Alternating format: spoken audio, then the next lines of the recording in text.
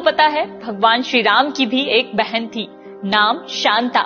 जानना जरूरी है कि शांता थी कौन, और अगर थी तो उनका कहीं जिक्र क्यों नहीं होता। हमने राजा दशरथ के 4 पुत्रों का जिक्र कई बार सुना है, लेकिन शांता का कहीं नहीं।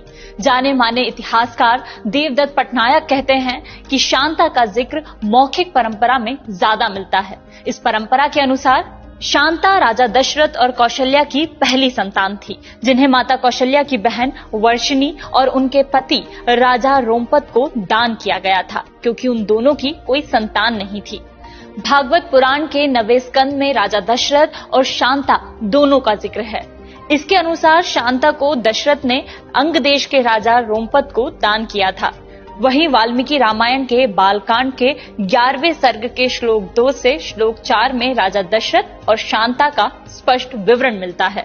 शांता बड़ी हुई तो उनका विवाह ऋषि श्रृंगी से हुआ। ये वही ऋषि थे जिन्होंने राजा दशरथ को पुत्र प्राप्ति के लिए यज्ञ करवाया था। ऐसे ही संस्कृत की अद्भुत रामायण में भी दोनों का जिक्र मिलता है।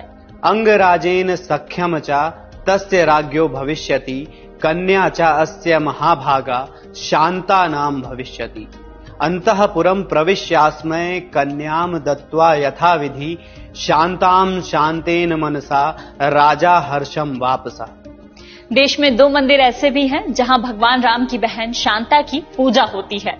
पहला मंदिर हिमाचल प्रदेश के कुल्लू में है और दूसरा कर्नाटक के श्रृंगेरी में।